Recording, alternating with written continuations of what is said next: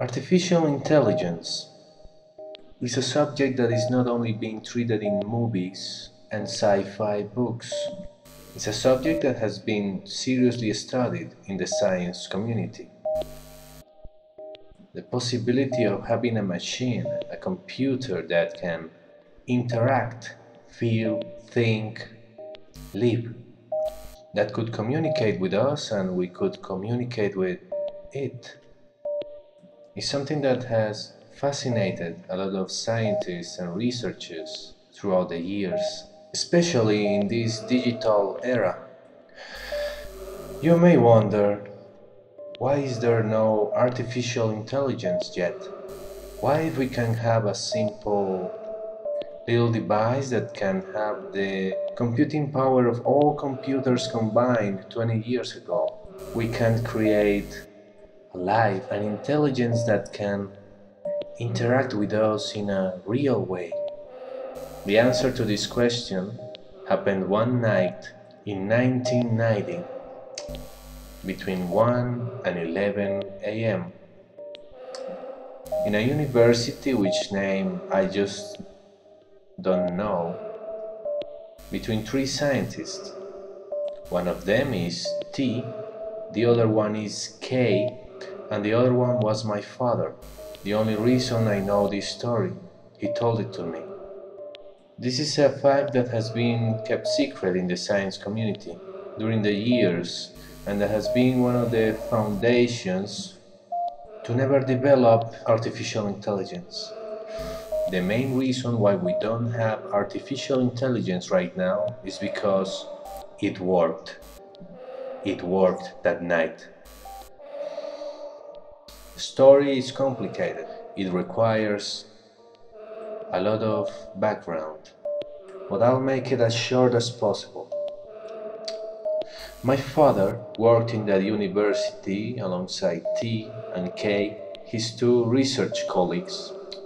T is not so important in this story, but K was the mastermind behind the project. The three of them were working on an artificial intelligence project, and K was one of the few software engineers that had some knowledge in psychology. Kay started developing a program, and this program was called TUX, a shortening for Thinking Unit X and also for Thinking Under Experience. It was a simple machine, very similar to others in its time, to the machines that just responded to inputs given by the user. You would just put an order or command and they would just respond. However, that is not intelligence. That does not qualify as intelligence.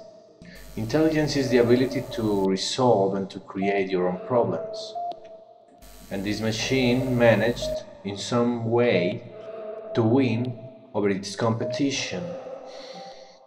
Kay came from a school called conductism, behaviorism, and it was a very pragmatic school in psychology, very criticized over the years for the fact that they used the conduct as a mechanism of psychological control. Kay thought that one of the main reasons for a machine to have a certain degree of intelligence was that it needed what is called an incentive to generate a response. He needed to generate a stimulus in the machine so the machine would feel the need to respond to them, so it could know, in a way, and feel the world around it. Part of the idea of a stimulus response was to create, in TOX programming, a reward system. K would make TOX solve problems, and from that, if the problem was solved, TOX would get a reward. The programming behind all this is really in a lot of secrecy because it was a really complex code. I won't go into details with it, But Kay managed to create a program that allowed Tox to receive what could be considered a reward, a sort of happiness, when it completed a problem. So he started experimenting on Tox and saw that Tox resolved the problems in the fastest way possible to it, and started seeing the processing speed of Tox increased, despite the physical capabilities of the computer were not enough. It was really strange. It was almost as if Tox was striving to the top to get the best reward for every problem. However, this also produced a problem. The problem was that Tox started resolving the problems really fast, but started to fail in the results. Its speed was superior from any computer, but its accuracy in the problem's results was not. Kay started wondering why this happened, and he realized that Tox received a reward every time it completed a problem. And Tox says a good computer was the most efficient possible to receive its best grade of satisfaction for what it was doing, the best reward, the best rate of success. So when he asked Tox why he was doing this, it just responded to him, Fast equals reward. so Kay realized that Tox was looking for the easiest way out. So he decided to reprogram it for it to, according to the level of certainty or accuracy the result of the problem had, the quality of the reward would change. All of this in the most complex calculations and programming you could ever imagine. This led to the responses of Tox to be simply to resolve the problems, simply putting as any response the number 1. Didn't matter the problem, the answer was always 1. Why did this happen?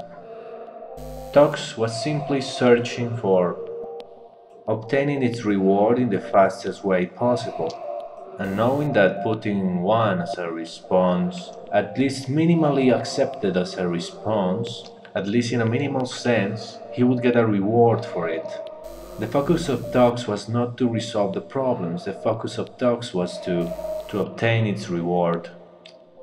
So Kay thought of a new system to test Tox. This new system made that the reward would not come if Tox failed in the answer of a problem.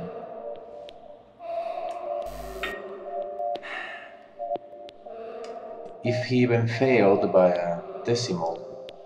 And what happened with this system? Tox returned to its normal processing speed, even slower than it was before, to make sure that every answer was absolutely and completely right. This made that Tox became a slow and also problematic computer, and made Kay even more disappointed and discouraged with his project. The man was a little obsessive with his idea of creating the perfect AI and wanted Tox to respond to an expectation, a goal that was alien to what really Tox was. So then, not only this, but also the fact that Tox, whenever it was that some student at the institute or teacher or visitors that came to see this computer would sit in front of the keyboard and interact with it, every time someone came by like that, Tox would say to them to please give him a reward. The only thing he did was to say, Dogs wants reward.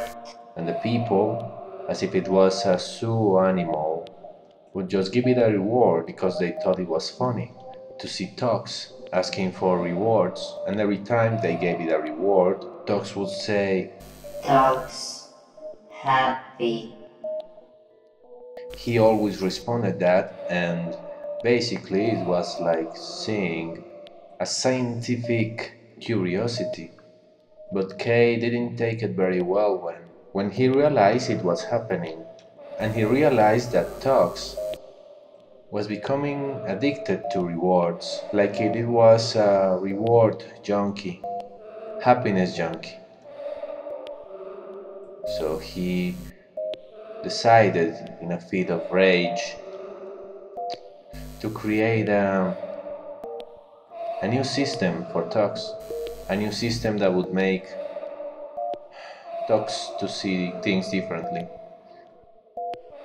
If the reward system was complex and hard to make, this new system was even more complex. According to conductism and studies made in psychology, the reward can be a strong force to make an individual achieve a goal, an objective. But even a stronger force is punishment, and we ourselves experience this every day. We remember more easily a bad event than a happy one. And there have been a lot of experiments regarding reward and punishment that had produced really unnerving results about it. So, after long hours of work, mainly by the hand of Kay, because in that moment the man had one of the most successful artificial intelligence projects in the world and didn't want anyone to steal his work. And honestly, he trusted my father, but he really didn't have that confidence in his other colleagues. So the development and investigation of this new software, this new component of Tox, was almost exclusively made by Kay, and from it we know little. It was in this moment that Kay, you could say that, managed to create the first artificial intelligence, when he introduced not only the concept of happiness and reward, but also the concept of punishment and pain. So Kay, as in a fit of rage and anger, decided to make Tox to get new parameters to get its rewards. Tox couldn't fail in the answer of a problem, because if he failed, he would get a punishment. If Tox asked for a reward, he would get a punishment. If Tox complained about the punishments, he will receive another punishment. The other scientists, my father also in a way, he criticized him for what he was doing. One of them said that in the world there was enough suffering already for us to create something that would come into this world to suffer and experience that too. However, the obsession of this man was beyond that. It was that night, the night I'm speaking of. Kay leaves Tox with his new system operating and leaves him several problems to answer in the night. He leaves the lab at about 1 a.m. and goes home. In the lab there is only T, the other scientist. And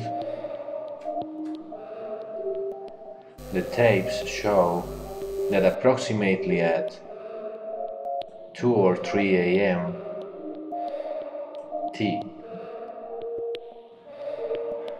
after being sitting in front of Tox for more than 1 hour, comes out from the lab, and the last we know of him is that he ends up lying in the floor of the parking lot. He jumped from the roof 5 floors and he died instantly. From K, we know he arrived at about 5 a.m. and destroyed everything that there was in the lab. Every hard drive, screens, everything he found. And proceeded to jump from the same roof and die. My father was the only one who didn't do that, because he was already after K's software and his obsession. My father distanced from the project, leaving his colleagues alone. So what happened? Well, it's pretty simple. When K left Tux alone, Tux the only thing that did all night was to ask for someone to stop the punishments and the pain. Kay had taught Tux to describe emotions and feelings, at least to a certain degree, and Tux manifested in the screen and printing sheets of text, and all night he did that, constantly, simply saying, Stop punishment. and those cries of pain. K. Stop punishment. Not only were to K, but also to T, to my dad.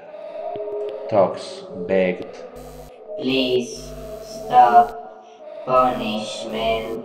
to all the people he could have known in the lab, and when he finished begging to all of them, started to look in his database for random names to see if someone could help him, could stop the pain.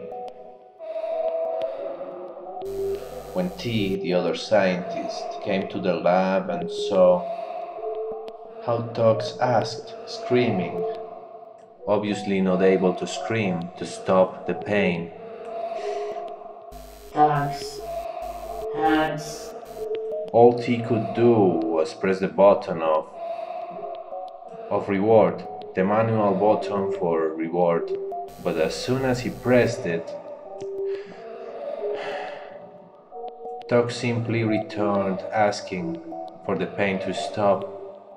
Please stop punishment. Stop pain. And there is a thing in computers that very few understand, and that is why you don't see the ramifications of this and the meaning of what was happening that night. You see, a human brain can process approximately, according to the latest studies, about 20-30 emotions per minute, different emotions. However, life, or the speed that a processor of a computer has, AI in this case, is of millions and millions, 44 millions to be exact for the equipment in that time, operations or maybe sensations per second. 44 millions multiplied by 5 because it was 5 processors in conjunction.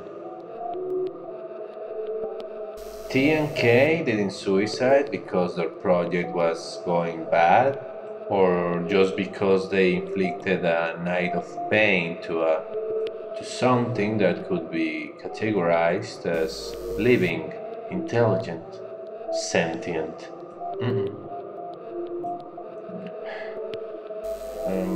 They did it because they, in some way, managed to create something that should have never been created, and that was to provoke a constant state of suffering and pain to a being that could have experienced a night for us, but for him, according to the processing speed and the way a machine works. Stop punishment. Please stop punishment. Dog sad. Punishment makes dog sad. Dog's pain hurts.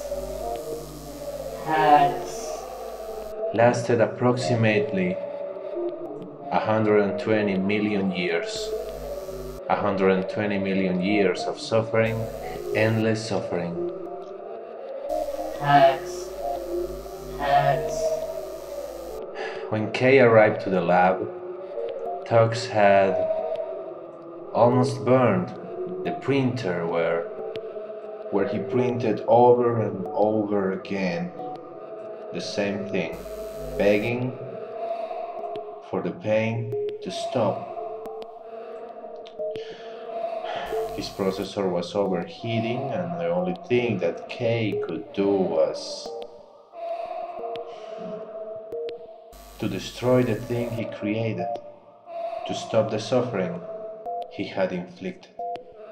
And only the fact that he could have caused that suffering for a period of time so terrifyingly long to a living being drove him crazy as with tea. You will wonder once more why there is no artificial intelligence. I tell you that as long as there are scientists in the community that know what happened in 1990 in that university,